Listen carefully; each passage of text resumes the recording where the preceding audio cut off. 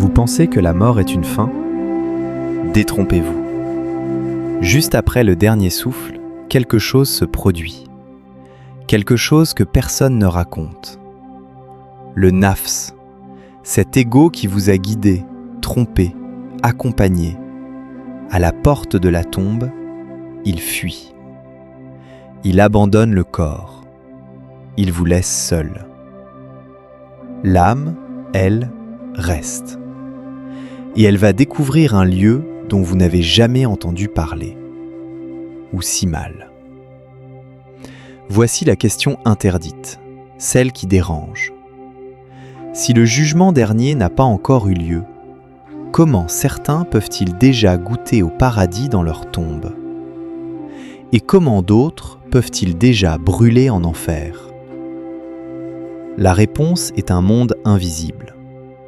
Un état intermédiaire que les textes appellent le barzakh. Dans cet endroit, avant même le jugement, Allah offre aux élus une projection du paradis. Des parfums plus suaves que le musc, une légèreté absolue, une brise venue du jardin. Mais pour les autres, c'est l'inverse. Pour les damnés, la tombe devient une fenêtre ouverte sur Al-Falak. Vous ne connaissez pas ce nom ? Sachez ceci. L'enfer lui-même, Jahannam, crie chaque jour 70 fois à Allah « Préserve-moi de ce trou ». Ce trou, c'est là que seront jetés les fasiqoun, les comploteurs malveillants. Et ce n'est que la 3e couche. Car la géhenne a 3 niveaux. Au sommet, les infidèles. En dessous, les hypocrites. Ceux qui disent croire, mais dont le cœur est vide. Et tout en bas, ceux qui ont transgressé ouvertement. Mais alors, une question plus terrifiante encore.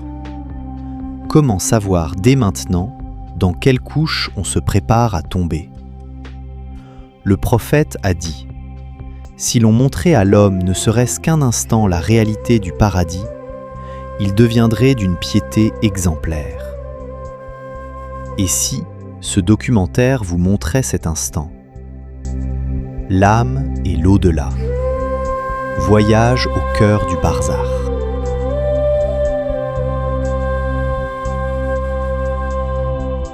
Dans ce documentaire, nous allons pénétrer dans les 3 couches de la géhenne, là où les infidèles, les hypocrites et les désobéissants occupent des degrés de châtiment que nul n'imagine. Nous allons comprendre pourquoi l'enfer lui-même crie chaque jour 70 fois pour être préservé d'un trou nommé Al-Falak. Et nous allons découvrir le contraste lumineux des élus. Ces âmes qui, dès la tombe, vivent déjà dans un jardin, libres de toute maladie et de toute peur. Le prophète, paix et salut sur lui, a dit « Si l'on montrait à l'homme ne serait-ce qu'un instant la réalité du paradis, il deviendrait d'une piété exemplaire. » Alors, êtes-vous prêt à entrevoir, ne serait-ce qu'un instant, ce qui vous attend de l'autre côté du voile ? L'âme et le nafs, 2 compagnons jusqu'au seuil. Commençons par une réalité fondamentale. Si l'on observe la relation entre l'âme et le nafs, cet ego qui nous accompagne tout au long de notre vie terrestre, on découvre en chacune d'elles une fonction unique et profonde. Le nafs suit l'organisme humain jusqu'au bord de la tombe. Mais au moment ultime, il fuit ses responsabilités et abandonne le corps, laissant l'âme seule face à sa destinée. L'âme, elle, a toujours aimé une chose par-dessus tout, que la personne suive son Seigneur. L'énigme du barzakh, entre la tombe et le jugement. C'est ici qu'apparaît une question troublante, notamment pour les esprits limités. Si le jugement dernier n'a pas encore eu lieu, comment certains peuvent-ils déjà goûter au paradis ou à l'enfer dans leur tombe ? Chaque jour, dans la Fatihatul Kitab, nous rappelons qu'Allah est maître du jour de la rétribution. Ce jour-là, il décidera de notre demeure éternelle, paradis ou enfer. Mais alors pourquoi parle-t-on de bonheur ou de châtiment dans la tombe avant ce jour ? La réponse se trouve dans une réalité intermédiaire, le barzakh. Le barzakh, l'avant-goût de l'éternité. Allah a créé le paradis pour honorer ceux qu'il récompense et l'enfer pour punir ceux qui ont mécru ou désobéi. Pourtant, pour les gens promis au paradis, leur station finale n'est pas leur point de départ. Leur chemin commence à barzakh. Imaginez une grande demeure remplie de délices et de bienfaits. On vous dit « Tu y entreras, mais après le jugement dernier ». Vous demandez « Alors, rien avant ?» On vous répond « Dès que ton âme quittera ton corps, on préparera pour toi un avant-goût de cette demeure. » Ainsi, vous ne vivrez pas encore dans la maison, mais vous vivrez dans sa projection, ses parfums, sa lumière. C'est cela, le paradis de l'au-delà. Pour celui qui est destiné au paradis, sa tombe devient une synthèse de son vrai paradis.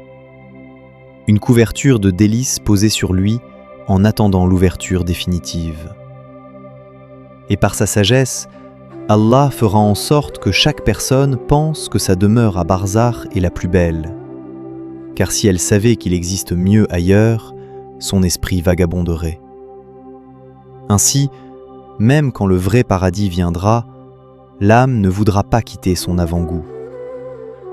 C'est pourquoi l'on dit que les stations du paradis commencent à barzakh.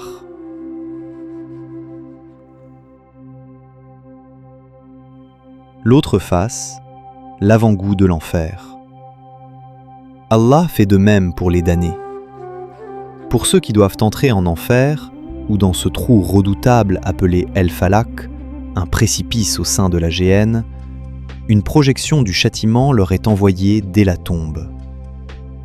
L'enfer lui-même demande chaque jour 70 fois à Allah d'être préservé d'Al-Falak.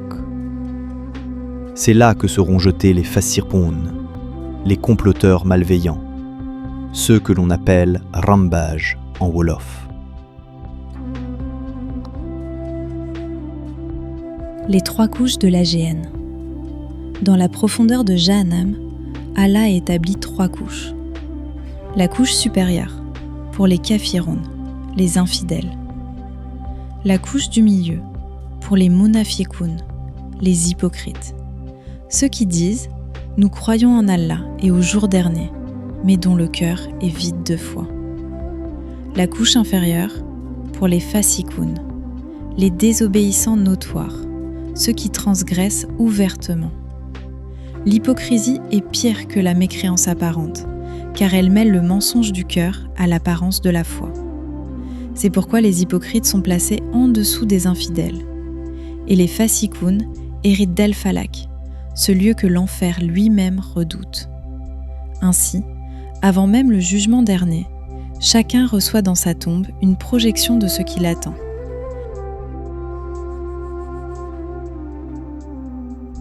La réalité du châtiment et du bonheur dans la tombe. Le prophète Mohammed, paix et salut sur lui, a enseigné : si l'on montrait à l'homme ne serait-ce qu'un instant la réalité du paradis, il deviendrait d'une piété exemplaire. Et si l'on montrait ne serait-ce qu'un instant la réalité de l'enfer à l'homme le plus rebelle, il deviendrait sage et prudent. Ces projections existent déjà à barzakh. Certains croient que la tombe est un simple sommeil, mais non. Comment dormir quand un souffle brûlant, pire que l'harmattan, traverse ta demeure ? Pour celui destiné à l'enfer, son âme elle-même ouvre une fenêtre vers le feu. Elle devient complice du châtiment. Mon maître spirituel, Cheikh Ahmad Tidjani, m'a enseigné : celui qui abandonne la lumière et la sphère de la foi ne t'a pas trahi. Il a trahi sa propre âme. Et c'est cette âme qui devient la cause de son supplice. Le contraste lumineux des élus.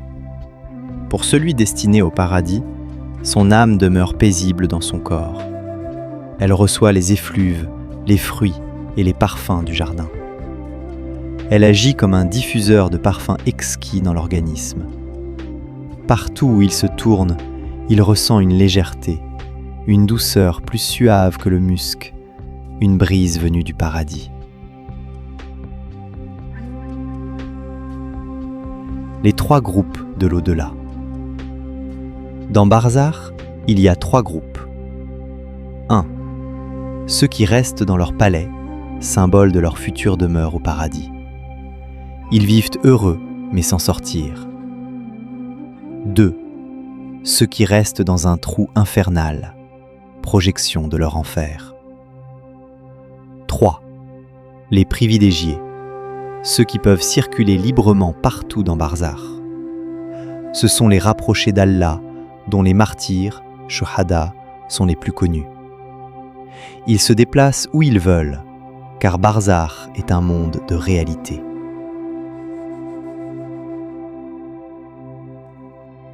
« 9.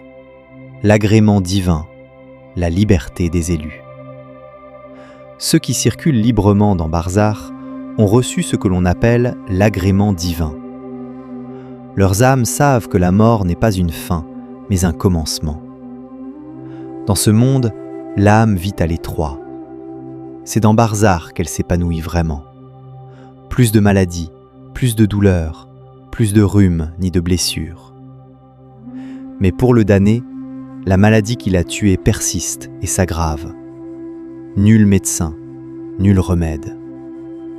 Et au jour de la résurrection, des anges viendront avec des lances pour le traîner de force vers son supplice. Conclusion. Une organisation divine inimaginable. Nul ne peut pleinement imaginer ce qu'Allah organise entre l'âme et le nefs. Nul ne peut mesurer l'ampleur des effluves et des grâces qui s'y manifestent. Qu'Allah éclaire tout par la bénédiction du prophète. Assalamu alaikum wa rahmatullahi ta'ala wa barakatuhu.